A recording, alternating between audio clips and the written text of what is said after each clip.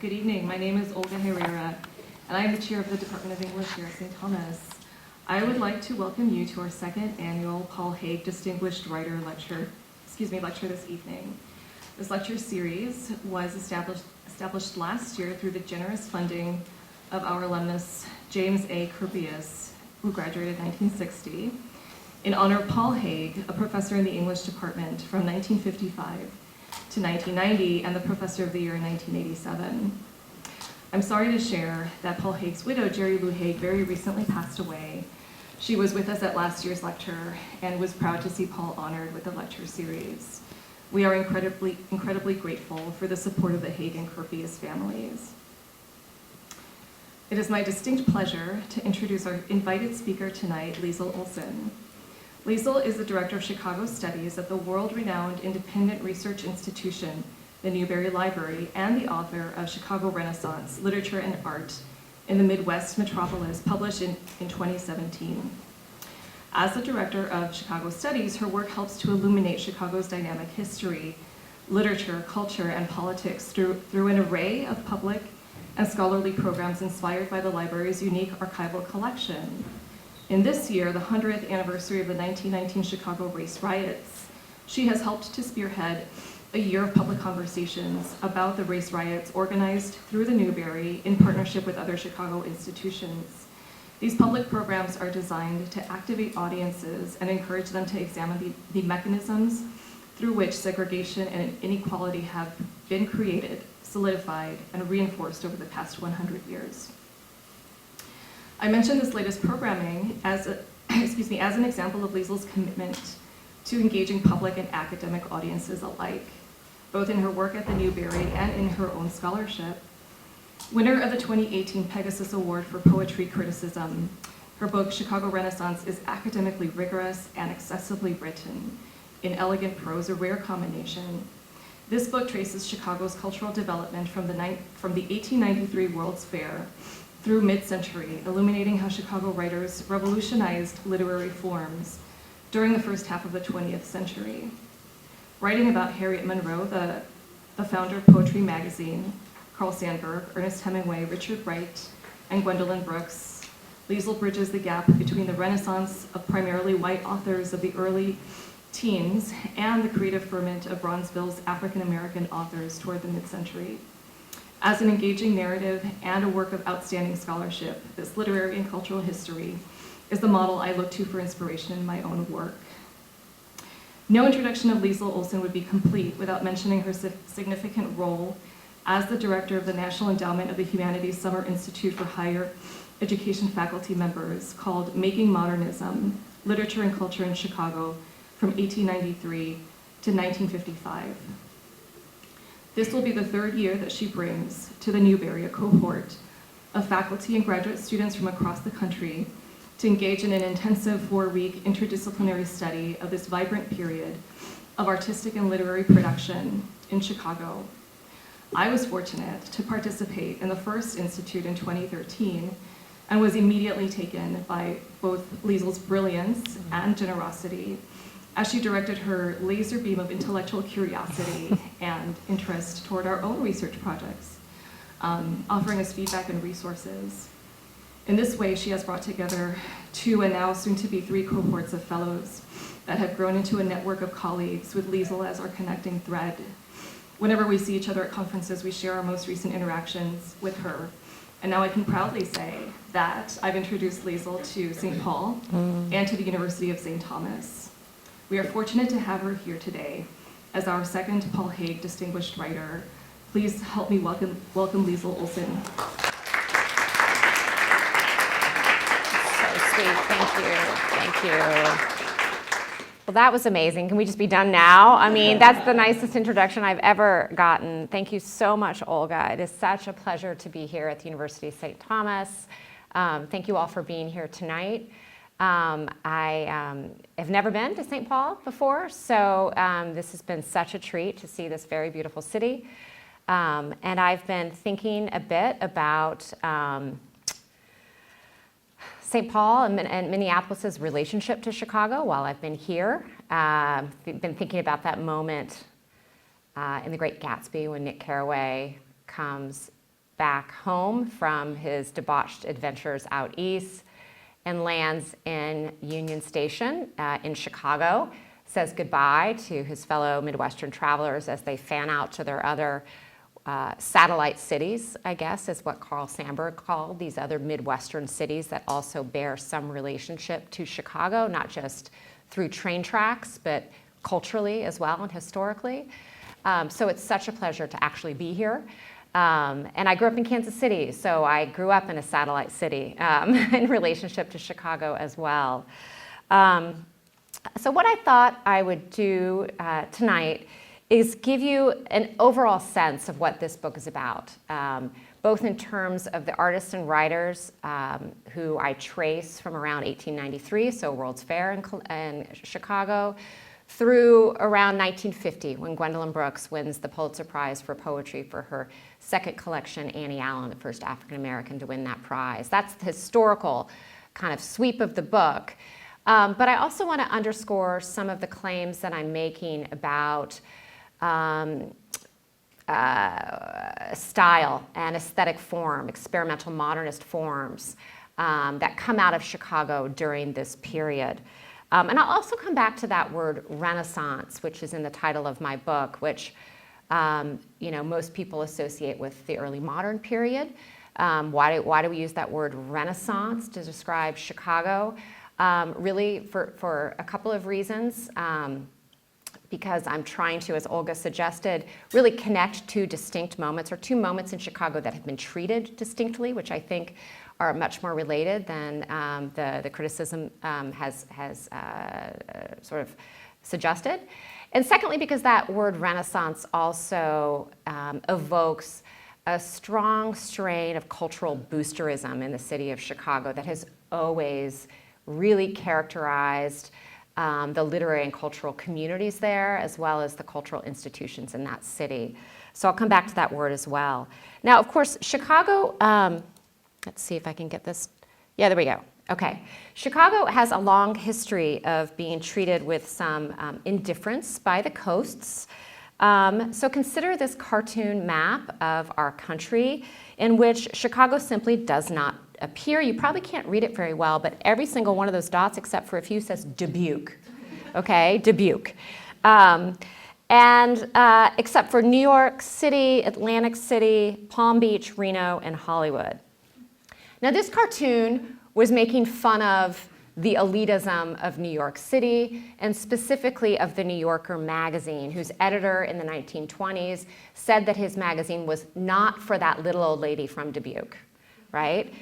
So very much looked down upon the hinterland beyond these central places where you could gamble or get some sun or reside, which would be New York, including Chicago. Now, what's interesting is this cartoon actually appeared in a Chicago publication, a magazine called The Chicagoan.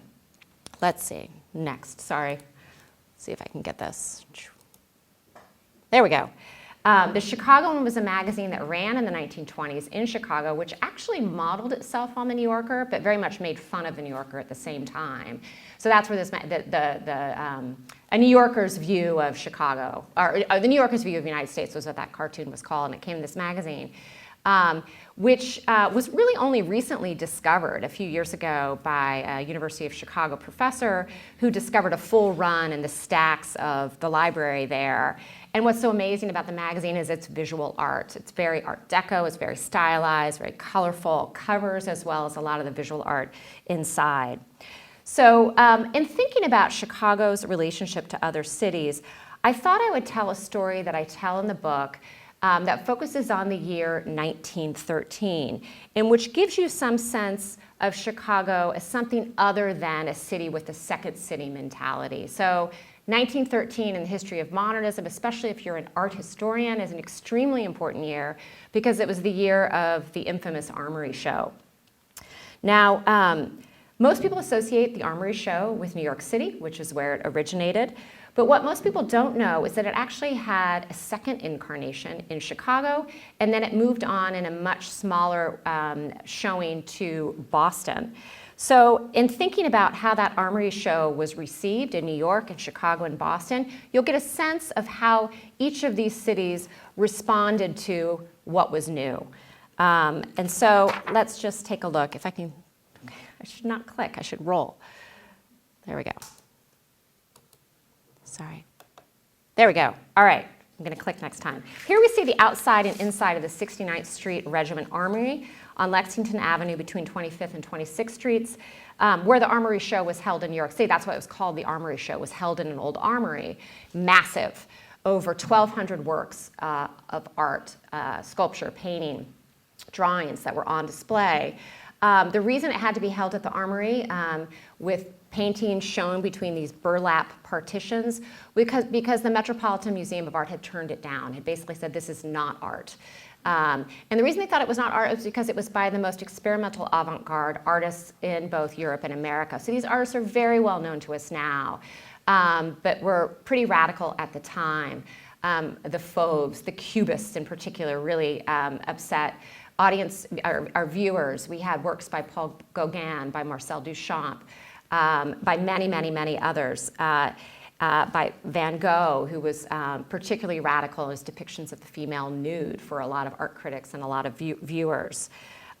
So this show drew thousands of people, and lots of ink has been spilled on its effect on both artists and writers in New York City.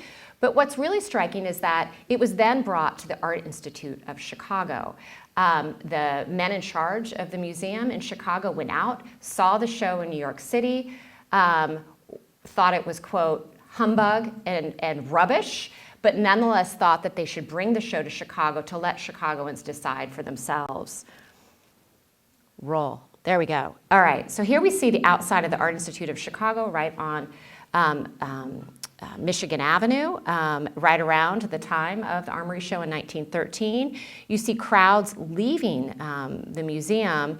They came in thousands. There were double the number of visitors to the Armory Show in Chicago as there were in New York. And the museum actually had to open its doors on Sundays and extend its hours. So those were the only days that working class citizens could actually come to the show. They stayed open till 10 p.m.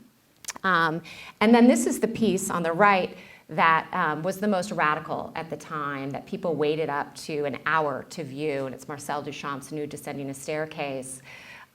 Maybe pretty familiar to us now, or doesn't seem all that radical. Why was it so radical then? By the standards of premier art academies, the nude was really the kind of highest form of aesthetic beauty. The nude was a she. She was usually reclining. She was not mechanical. She was not machine-like, and she was certainly not in motion, right? Here, she's pretty androgynous as well. So all of these kind of affronts to the ideals and standards of premier art academies were some of the reasons that played into why this particular piece was so controversial. Now think about the attendance at the Art Institute at the Armory Show. 15,000 people per day went through this show. And even if people didn't like the show or didn't think it was art, the show was powerfully understood as the way the art world was going, of things to come.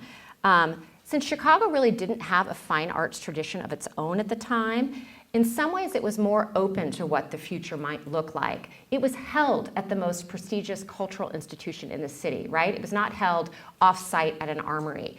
There was a sense from the philanthropists, civic leaders, and the men who ran the museum that even if they weren't sure what this new was all about, they had to have it. And partly, too, there was a sense that because it came from abroad, we were going to have it in Chicago, right? We wanted to bring it to the Midwest. So not only does the Armory Show's incarnation in Chicago differ from what was happening in New York, but also from a much, much smaller version of the show, which then traveled to Boston in its third and final stop, which was held at a local arts organization.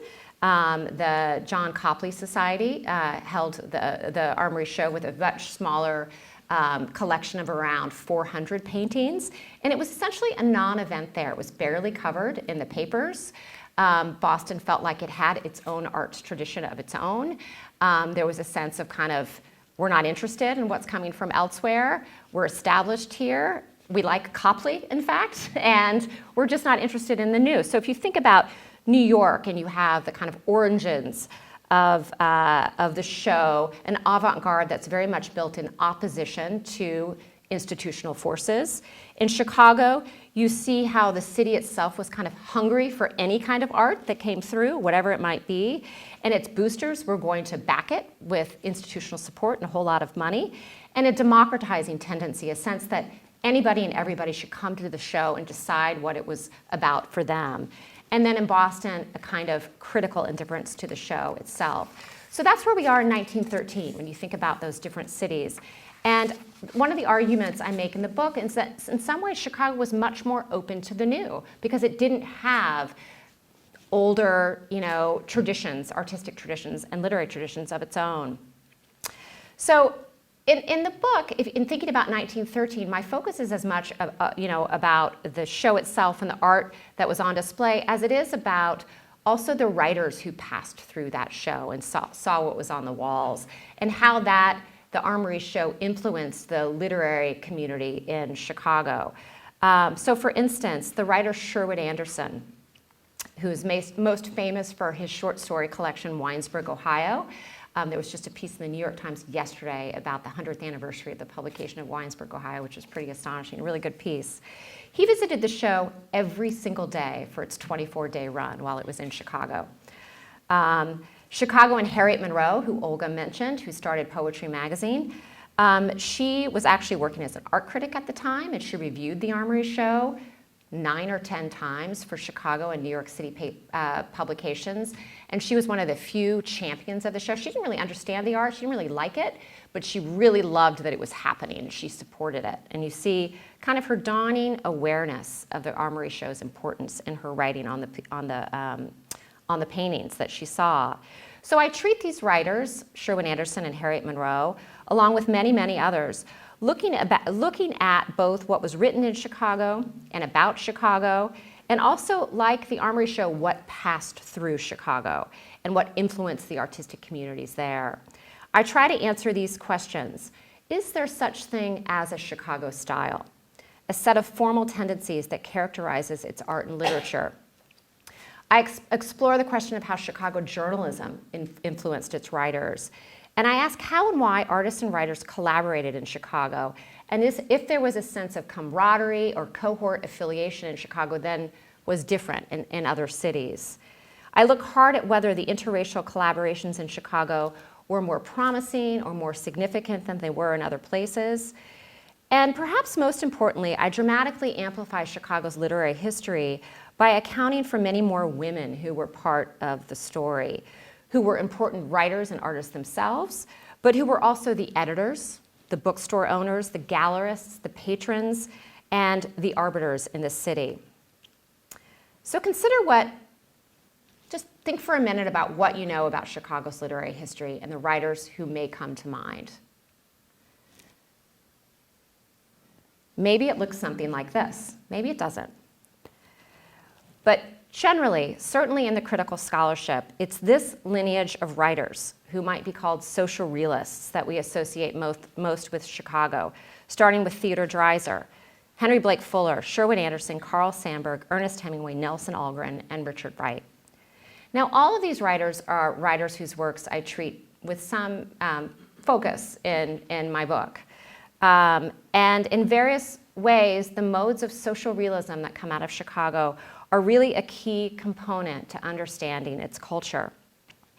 Which is to say that one really strong trend in the literature of Chicago is a style that rejects ornament, which aims to see clearly and to reach a wide audience, and which is infused with what we might call a documentary impulse. And the reasons for these modes of realism have something to do with the fact that exposing the city has some really charged urgency in Chicago. Remember that Chicago quintupled its population between 1870 and 1900, which is astonishing when you remember that this city was just a swampy marshland in the early 1860s, and that it burnt down in 1871. Here's the city right after the fire of 1871, which engulfed most of the city. 300 people died. A third of the city was left homeless. Yet the city was built back up with astonishing rapidity. It became a transportation hub and a destination for millions of immigrants and migrants from the late 19th century, really through the demographic shifts of the Great Migration. So here's a fact. No American city grew as fast as Chicago. It was a classic boomtown. It was unbelievably quick in its rise. So from 1871, this is 1893, right? And this is an image from the Chicago World's Fair, Daniel Burnham's White City. Can you believe that so quickly it rebuilt itself? There was this real urgency to rebuild, to rise, to have this rebirth or renaissance, and to express it for all the world to see in a great World's Fair. So in 1893, this was the World's Columbian Exposition, officially marking the 400th anniversary of Columbus's arrival to the New World. Not something we celebrate much anymore, right? Nearly 27 million visitors came through the White City and passed through these neoclassical buildings designed by Daniel Burnham. They were enormous. And yet they were, to some extent, ephemeral. They were built with white plaster. They were not meant to last forever. And they were dedicated to such subjects as electricity, transportation, machinery, and they were all gracefully linked by canals and lagoons to kind of harken back to Venice.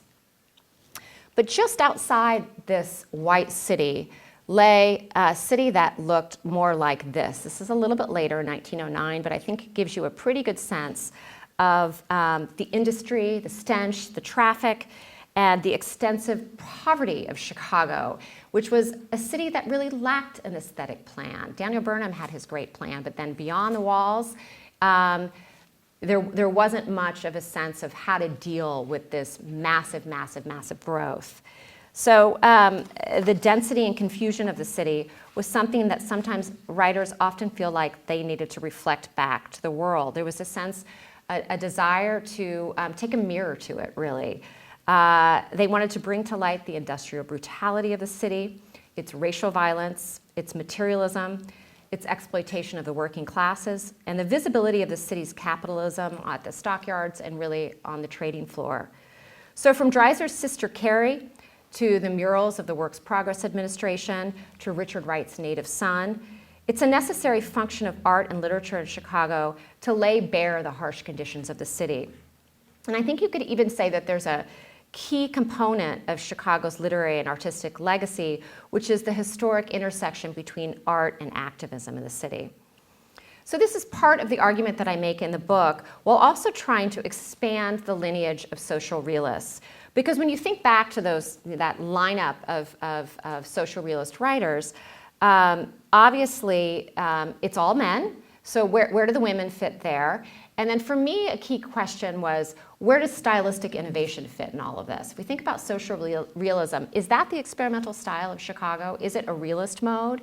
Or is there a more avant-garde, experimental, non-narrative mode that also develops in the city, a more modernist mode, more classically modernist mode? That was one of the big questions that sparked this book. Now, there's no one quite like Gertrude Stein in Chicago, which is to say, Chicago did not have the same internationally renowned creator and gatekeeper of modernism, someone to whom so many 20th century artists and writers needed to seek out and pay homage. But many Chicago artists and writers did, in fact, make pilgrimages to meet Gertrude Stein in Paris. And interestingly enough, Sherwood Anderson, Ernest Hemingway, and Richard Wright each had a period of time when they were working under the influence of Gertrude Stein and actually wrote in a style very much like hers. When they produced sentences like Gertrude Stein's, when they imitated her style, actually. And you see this doing a lot of kind of close work in the archive and looking at, unpublished early material from all three of these writers. And interestingly enough, too, Gertrude Stein did come to Chicago. So Gertrude Stein plays a role in this book, Chicago Renaissance, and many people have asked me, what is Gertrude Stein doing in your book about Chicago, right? She never lived there, but in 1934, she came to Chicago on her American lecture tour. Here she is arriving with her partner, Alice B. Toklas, and they're holding these little voodoo amulets, which Carl Van Vechten gave them to calm their fears of flying. This was Stein's very first time on an airplane was arriving into Midway for her time here in Chicago. So she's holding the voodoo amulet with her partner, Alice B. Toklas. So one of the stories I tell in the book is about Stein's obsession. Obsession might be too strong. Fascination, interest in Chicago. She passed through 4 or 5 times. She stayed for a month at one point. She gave lectures at the University of Chicago, which she wrote specifically for her Chicago audience. And I also detail Stein's experience one night slumming on the South Side and her love affair with American vernacular. She wanted to hear the sound of the American language in her words, and she felt like Chicago was the place where she heard it best. She had been away from America for 25 years, so this was her first return back to her home country. And there was something about Chicago, and particularly American vernacular in Chicago, and vernacular on the South Side, which is to say from the African American communities, that she wanted to soak up. And you see this influencing her prose. And it partly explains her deep interest in the work of Richard Wright. And there's a really fascinating rapport between these two writers. The influence really goes both ways. So in thinking about Stein and Wright, or just thinking about Stein more generally, let's look at the opening page of Richard Wright's 1940 novel, best-selling novel, Native Son. This is the sound of an alarm clock that opens the novel. And you get a picture in this first page of a tiny, crowded kitchenette apartment where an African-American family is living all in one space. And they are waking up to that alarm clock, and there's a rat that is scurrying around this very cramped space. Now, that long ring of the alarm clock is a pretty striking way to open a novel. And one of the questions I had about Native Son in particular, which has always been called a social realist novel, was about that opening ring. Is this some form of mimesis, so taking sound and putting it into language? Or is it a pretty bold form of typographical and linguistic experimentation? So to my mind, it's both. It's modernism and it's social realism, and that's a very distinct Chicago style. That blend, really, of social realism and something highly experimental. Now, Richard Wright is often considered a kind of genius figure who moved up to Chicago in 1927 from Mississippi. He schooled himself in the work of the Chicago School of Sociology, in communism, in the literary canon, and he picked up those books here at the local Hall Branch Library in Bronzeville. Here's an image of the exterior and interior of that library. One of the recurring impulses in my book is to come to terms with how genius is formed. How does it emerge? That is, where do we get our big ideas? How do social and political and economic environments influence our thinking? Do ideas come to us when we are alone or in conversation with others? And I explore the idea that many people, not just a writer, contribute to the making of a literary work. So if an individual writer is a creative force on his or her own, then what else is going into that work, that novel? As Virginia Woolf claims in her 1929 manifesto, A Room of One's Own, for masterpieces are not singular and solitary births. They are the outcome of many years of thinking in common, of thinking by the body of the people so that the experience of the mass is behind the single voice. The experience of the mass is behind the single voice. So in the case of Chicago, I found that this thinking in common often included people whose contributions to the currents of modernism had not been recognized. And most of the time, these people were women. So consider Vivian G. Harsh, the first African-American librarian in the Chicago Public Library system, who is sitting right there at the center of the desk. That's Vivian Harsh, surrounded by her cohort of female librarians. She's the one giving Richard Wright all of his books. So it was this woman who ran Hall Branch, who oversaw what was really the intellectual hub of Bronzeville, and who really spearheaded an important book forum, lecture forum for writers, intellectuals, sociologists, for African Americans from all over the country who would come to Hall Branch on Wednesday nights at 8 p.m. after everybody had gotten off work, and who would take up a topic or would take up a book and discuss it. It was a really lively forum for ideas. And then she would often ask those individuals for their papers. So, here's a picture, I think it's next, of Richard Wright actually donating a copy of Native Son to Vivian Harsh. Langston Hughes's manuscripts are at the Hall Branch. So she amassed this huge archive. It's the largest repository of materials by and about African Americans in the Midwest. It's called the Harsh Collection. Hugely influential as I was writing this book. And it came out of this lecture forum that she ran at Hall Branch. Nearly nothing has been written about Vivian Harsh, so she's a truly fascinating individual. Another key figure in the larger cultural community in Chicago is somebody who's come up a few times, and that's Harriet Monroe. So she launches Poetry Magazine in 1912, a magazine that's still publishing today. She edited some of the most important poems of the 20th century, from the work of Ezra Pound and W.B. Yeats to H.D. and Marianne Moore.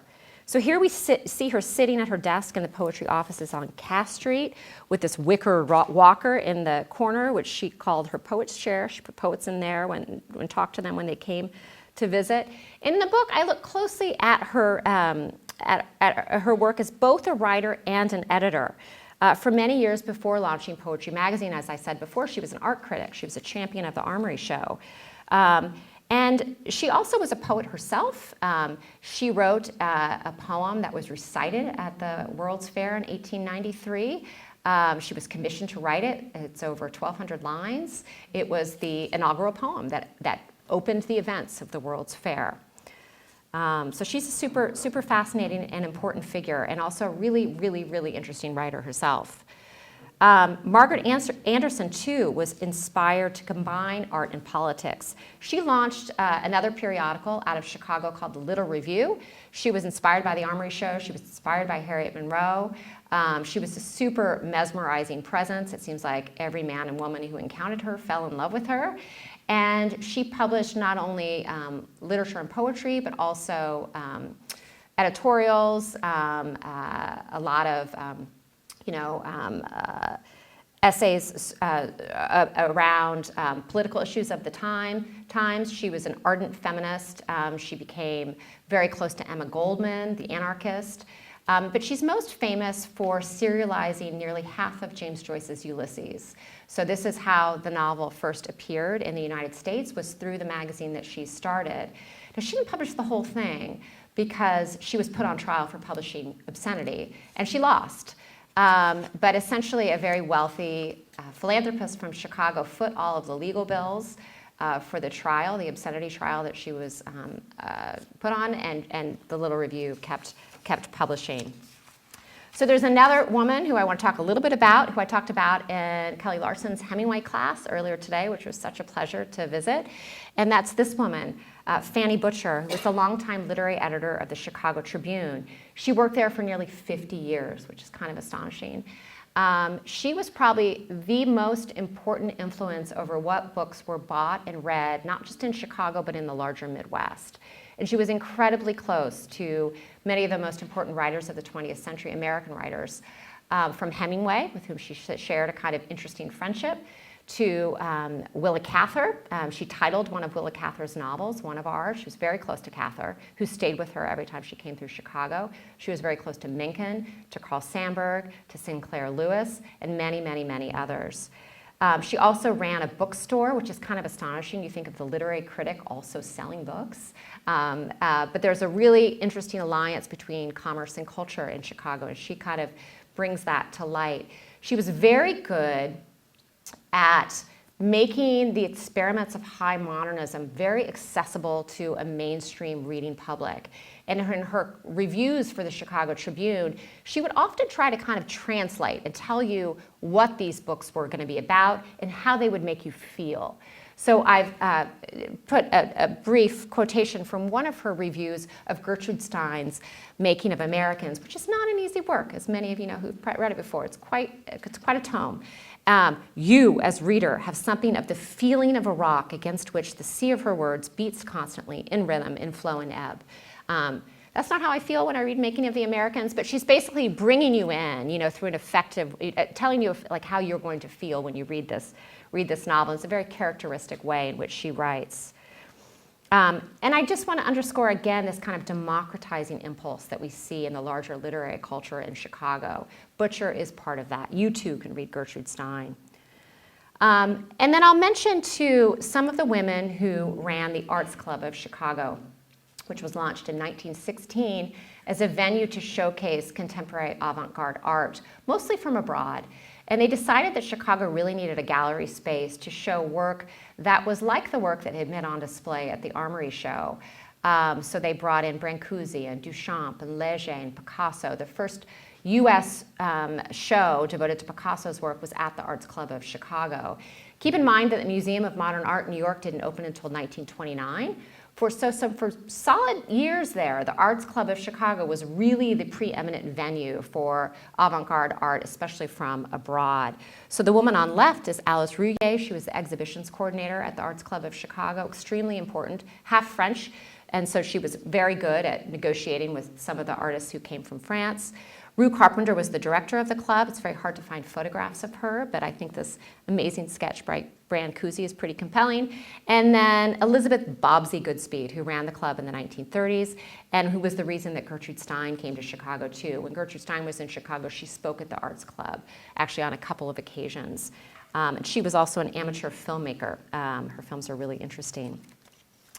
So I'll also mention, again, on this focus on some of the women of Chicago, Inez Stark, who is the woman here who's only partly visible. She's got the netting over her hat. She is teaching a poetry class at the Southside Community Arts Center, which is in Bronzeville, 38th and South Michigan. And in this poetry class was Gwendolyn Brooks, who at that time was working on the poems that would become a street in Bronzeville. Inez Stark was her teacher. And Brooks looks back very lovingly at this mentor of hers who helped shape her and helped shape her poems. It was an interracial group, and it was run out of this community center, which was set up under the auspices of the Works Progress Administration, and which is still there in Chicago. It's the only continuously surviving community arts center that was set up in the 30s and 40s. So again, it's I should go back to that earlier image too of the George Cleveland Hall Branch Library, because Brooks writes her first volume of poetry in this poetry writing class. When she receives the call in 1950 that she's won the Pulitzer Prize, they call her at Hall Branch Library knowing that that's where she's going to be because she didn't have a telephone. So these incredibly vital institutions, and they're still operating in Chicago, that helped create really the literary infrastructure of the city. So Brooks also briefly worked as a secretary at the Southside Community Arts Center. She was deeply connected to her community in Bronzeville, including its visual artists. One of my very favorite artists, Chicago artists, is an artist named, maybe his work's not here, Elzir Cortor is his name, whose work is shown at the our Southside Community Arts Center. What I'm showing you here, though, is the inside of the Southside Community Arts Center, which was designed by the new Bauhaus, actually, who renovated this old brownstone. And this is the outside of the Southside Community Arts Center just 2 years ago, 2017, during one of these NEH summer seminars when we went down to take a visit. There's the Cortor that I wanted to talk about. He's standing up on the left, the artist Cortor, teaching an art class. That's Gordon Parks, who had a dark room in the basement of the Southside Community Arts Center. And then this is his very large and very dazzling work called The Room Number 7. It's enormous. And it's we looked at it during our NEH Institute, I think, yeah. And I think it takes us back to that early, that passage from Native Son, thinking about cramped spaces, in particular in crowded kitchenette buildings. He's known for these elongated female nudes. But you have a kind of masterful technique in this painting and color that just comes at you, and also multi-dimensionality too, because there are parts of this painting that are literally 3D, as if the painting itself is defying constriction, or defying, I mean, the limbs are literally coming out of the frame, right? Really, really stunning. And it's worth just also noting that Elzéar Cortot trained at the School of the Art Institute, and in many ways, the visual art scene in Chicago was less segregated because the Art Institute admitted African American students as early as the 1890s. It was always an interracial space, and this was very unlike other premier art academies across the United States. So here's another image of the Art Institute of Chicago with the train tracks running next to it, which I think is so stunning. It's kind of the commercial aspects of Chicago right behind its kind of cultural, the cultural pinnacle that was the Art Institute at the time. And I think, you know, in some ways, the city of Chicago has been defined much more historically by its industrial ambitions, by its networks of transportation, and by its commerce. Now, you know, so to think about how the art and literature of Chicago kind of responds to that, comes out of that, is supported by that, that's one of also the kind of relationships that I look at closely in the book. So that word Renaissance, you know, the ways in which Chicago comes and is born out of the fire, and that word is, which I use in the title of my book, you know, really kind of invokes this idea of rebirth or revival. And the Art Institute, in some ways, is a symbol of that because it's one of the only buildings that actually remains from the 1893 fair.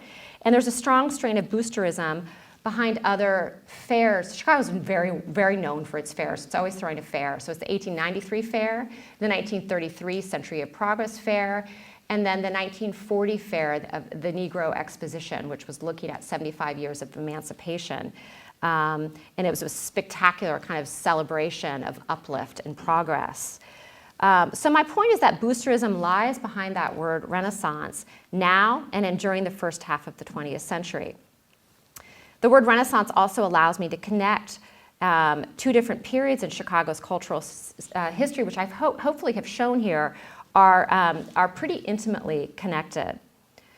So I want to sort of conclude with a few more thoughts about Chicago and geography, really, and then open it up to some questions and feedback that you might have. I'm anxious to hear from what you think about this presentation, this book, and also more broadly about Chicago and maybe Chicago's relationship to the larger Midwest.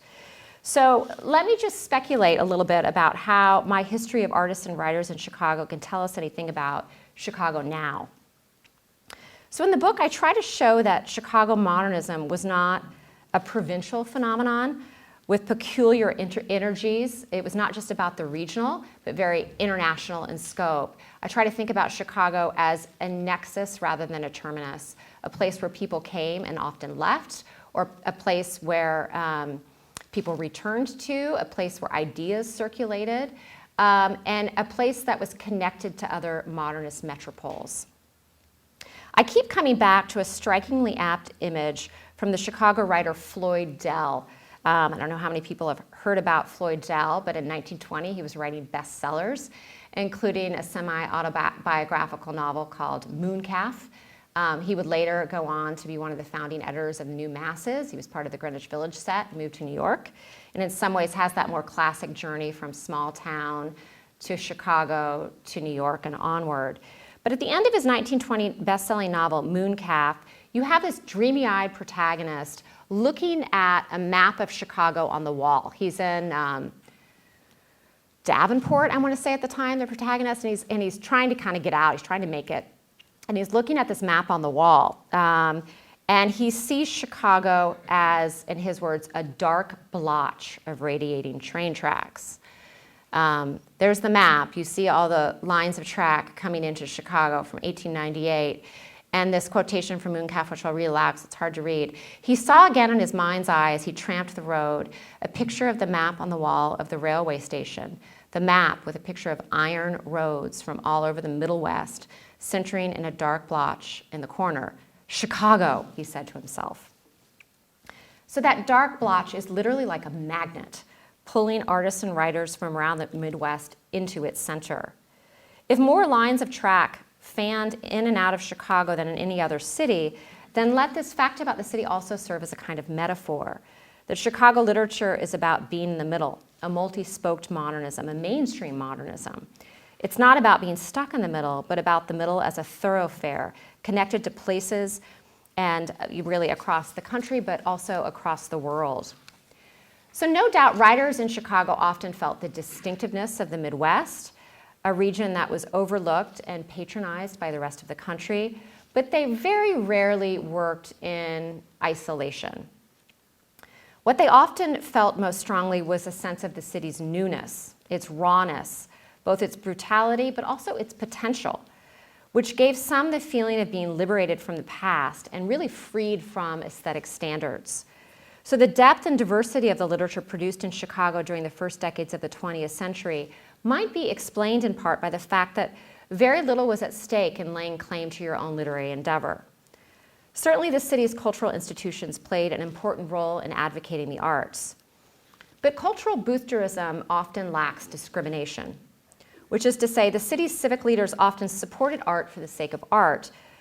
They were less discriminating and maybe even a little bit less conservative than in other places, because during the first decades of the 20th century, they simply wanted to build up Chicago in cultural stature, which is why you get something like the Armory Show being hosted at the Art Institute of Chicago. The industrial and commercial ambitions of Chicago, its novelty and its radical growth, these defining features of the city created a climate in which artists and writers, they sometimes felt untethered to critical expectation. They worked in a climate in which they felt uniquely free. Thank you.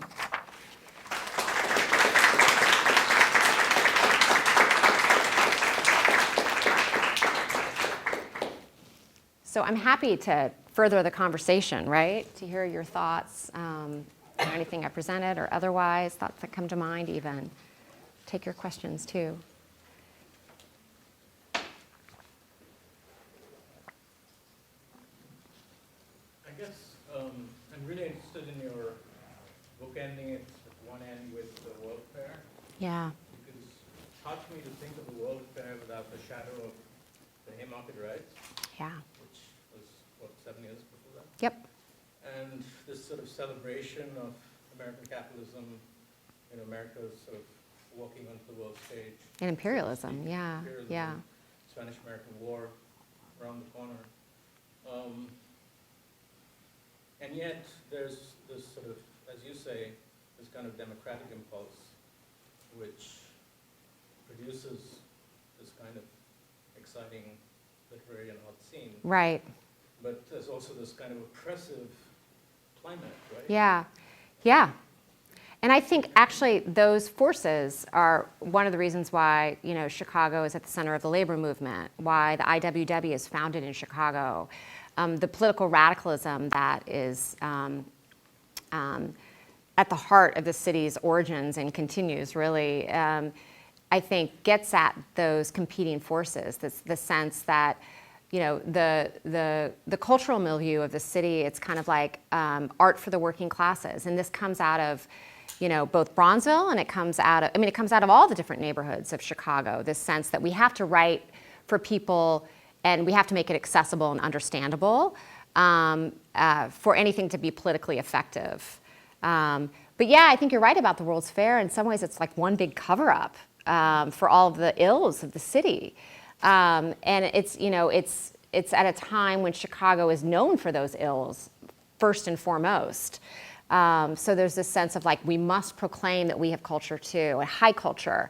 And the whiteness of Daniel Burnham's city is not just, you know, it's not just a color. I mean, the World's Fair completely excluded the African-American community. Ida B. Wells writes an incredibly important and moving pamphlet, which she distributes outside of the fairgrounds, why the Negro is not part of the Columbian's World Exposition. And that's a very important aspect of the fair as well, you know, what it proclaims about Chicago and what it completely whitewashes and elides. Certainly the exploitation of the working classes, the riots in the city. I mean, I was trying to get at a little bit that with that image of just the the reality of what lay outside the fairgrounds, and the sense that, no one's taking care of the population of Chicago with any kind of urban planning that addresses these ills. What we're going to focus on is this gorgeous, beautifully designed white city. And I should say, too, that Harriet Monroe, it's really interesting to track her realization of kind of what the World's Fair was. She writes this ode to launch the ceremonies. She's part of she's in her 30s. She's in love with John Root, who was Daniel Burnham's architectural partner in designing the city, and then he died before the fair was finished. So Burnham gets all the credit, but her older sister was married to John Root. So she's totally part of the civic planning of the fair, and is commissioned to write this ode. And it's called the Columbian Ode. And it's about the way, it tracks the female persona of the Americas, Columbia, as she makes her way to the New World and moves across the landscape of this country. And it's manifest destiny is what it is, with the sense of we are bringing civilization to the raw, to the indigenous, right? And she later really steps back from that. She steps back from all of that, and she's very self-critical, actually, about where she was at that point. She's also really critical of Burnham's architecture, which looks to the past, the neoclassical past, and she's all for the skyscraper and the new. So, she's in some ways 1 foot in the past and 1 foot in the new. And that's a long way to go, to answer your question. But I think it's all there. I think it's actually part of the motivations for something like the World's Fair are the Haymarket riots and the labor problems in the city. Yeah. Yes? Are any of those World Fair buildings still standing today? Yeah.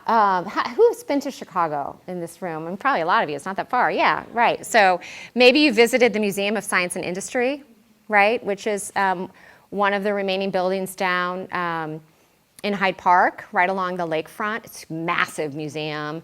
And so that's that. And the Art Institute, so the World's Fair was down on the south side along the Midway, so really close to what is now the University of Chicago. So most of those buildings burned, but on the north side, the Art Institute, that building was not the Art Institute then, but it was used for the congresses, like the various meetings of organizations that were there because of the fair. So the Art Institute is actually one of the buildings that remains from the fair too. So that and the Museum of Science and Industry. And there are other markers.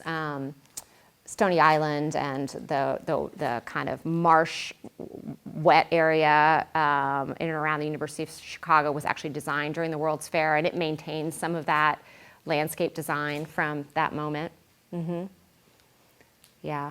So you can kind of retrace it. There's plenty of World's Fair tours that one can take in Chicago as well. Yeah. Yes? Can you talk about how trains influence Chicago's identity? Mm-hmm. It's a really good question. If you've read a lot of Chicago literature, you read a lot about trains. There's so many classic moments of coming into Chicago on the train, not just the F. Scott Fitzgerald moment in The Great Gatsby, but that's the opening of Sister Carrie. You have a small town girl coming into the city on the train, and this is 1900. The novel is published, and she's chatted up by a stranger who later becomes her lover. So she's already seduced by the city and corrupted by the city, literally as she's coming into the city. Or in Black Boy, American Hunger, Richard Wright's autobiography, there's an incredible moment of him coming up, literally, as part of the Great Migration, arriving in Chicago on the Illinois Central, and getting off, and it's the winter, it's freezing cold, it's not the South, and feeling like he's in Dante's hell, like literally stunned, blasted by the cold, but also profoundly shocked by the kind of industrial brutality of the city and dirt and poverty and filth that's visible immediately on arrival. So, there's the kind of whole mythos of Chicago as the promised land for African Americans fleeing the Jim Crow South, and he kind of reverses that in this moment of arriving on the train. So there's some really iconic literary moments that are all about mobility and arrival into Chicago that are featured on the train. But I guess partly what I also tried to think about in the book a little bit is not just scenes of train travel, right? But what does it mean that Chicago was the transportation hub of the United States and that more lines of train track lines are visible everywhere, You go to the Art Institute and you literally walk over train tracks to get from one building to the next. What does that mean? What does mobility say about the culture there, that people came through? If you were an Easterner traveling to the West Coast, you came through Chicago. You literally had to switch trains, which means crossing the city. It wasn't like you stayed in Union Station. You got out, you usually had like a 3 or 4 hour layover. You traveled to the other side of the city, you took your other train to get all the way out to the West Coast. So, which is to say you couldn't fly over Chicago. You actually had to spend time there, and many, many, many, many Americans did. They passed through and they actually experienced the city for an afternoon. So, there is in some ways a kind of deep familiarity with the city because it was a transportation hub. So I was thinking about that a little bit and thinking about, what does it mean when you put Chicago on the map of other really important cities, global cities that were sites of interesting artistic experiment during the first decades of the 20th century. How does the map shift when Chicago is one of those cities against Paris, New York, London, Vienna, Berlin, whatever it might be? How is the map reconfigured in that way? Since I see it as a city that is so deeply connected through transportation and through the ways in which it is a throughway, a nexus. So it pushes you to think about Chicago as not at all a regional, like not at all a city that is doing local regional stuff, but is very much connected to things much further afield. And one example of that is Sherwood Anderson, who's Winesburg, Ohio. He wrote when he was living in a boarding house in Chicago. He had just fled small town Ohio, left his wife and 3 young children in a fugue state. He kind of had a nervous breakdown, fled to Chicago, wrote these short stories that were based upon people he met in a boarding house in Chicago, but he set them in a small town, Ohio. And I think that book has very much been looked at, that collection of short stories has very much been looked at as a kind of expression of American regionalism. And when I was thinking about Sherwood Anderson, I was thinking about his time at the Armory Show. He went there every single day for 24 days. I was thinking about the influence of Gertrude Stein on his prose. I was thinking about his connectedness to so many other literary figures, not just in Chicago and beyond, and really arguing for that book as a book of radical stylistic experiment that is not just about American regionalism, which I think is often a descriptor used to kind of limit its resonances, right? So I was sort of pushing beyond just train tracks to get to that point of thinking about how these writers are connected to a larger network of influences. Yeah, it's a good question. Trains, yes? So now that Chicago's, at least in my mind, it's established itself as an artistic center. Yeah, it's up right. with New York and LA and all that, how has that changed the art that they're emphasizing? Yeah, right. Well, one of the big questions that I had, I couldn't quite figure out for a while until I was really writing this book, was where I was going to end and whether I was going to go kind of post-war and think about like the Black arts movement in Chicago, which obviously has even a much stronger emphasis on the relationship between arts and activism, which you see early on in the period that I'm looking at. But there is a moment, I think, of profound decline in Chicago that does happen post-war economically and actually culturally too. And the Black arts movement is something that actually keeps the scene very vibrant.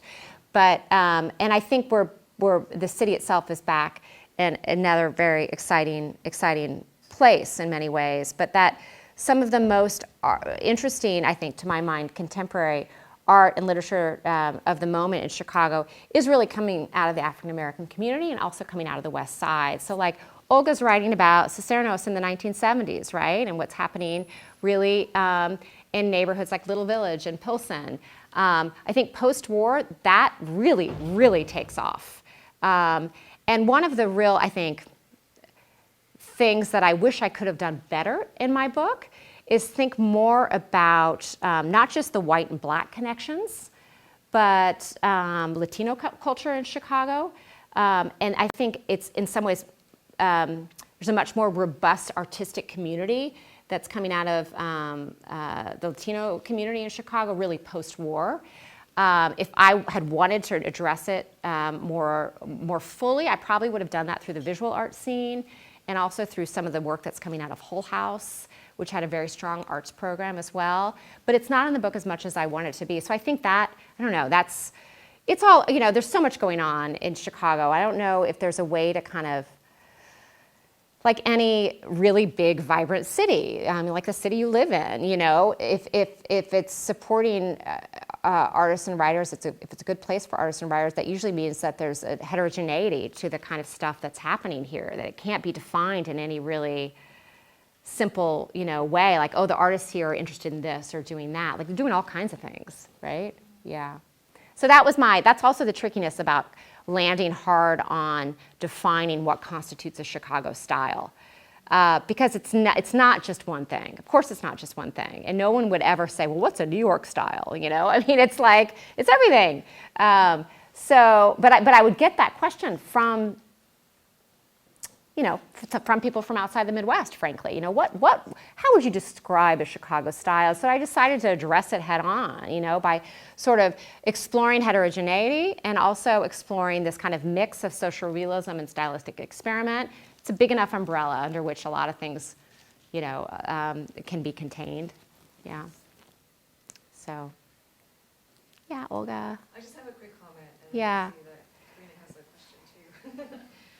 But those pictures that you were showing of workshops, right? Yeah. There are at least two, and one was, I think, Elsier. Elder Couture, yeah, he's doing a painting workshop. That one? Yeah, so I'm reminded of photographs from Hull House where they're teaching Yeah. pottery to Mexican immigrants. Totally, with Jesus Torres. Right. Yeah. So it's the School of the Art Institute. I think the teachers there who had gone out into. So I'm just thinking about Yeah, the institute. as totally. kind of a- Training grounds, yeah, for all these different smaller community organizations. Right, Definitely. And in the 30s, and maybe for Hull House, not so much in the 40s, but definitely in the 1930s. Totally. And Hull House is such a great, I don't know how many people know Hull House, but it's a settlement house set up by Jane Addams and Ellen Gates Starr in the 1890s. So a place to really support the influx of immigrants, especially on the west side, and to help actually assimilate them into Chicago. But massive, both place for daycare, place to learn different trades, and then also a theater, a dance, and an arts program for both young children and adults. And it was just a really, really vital, massive compound on the west side.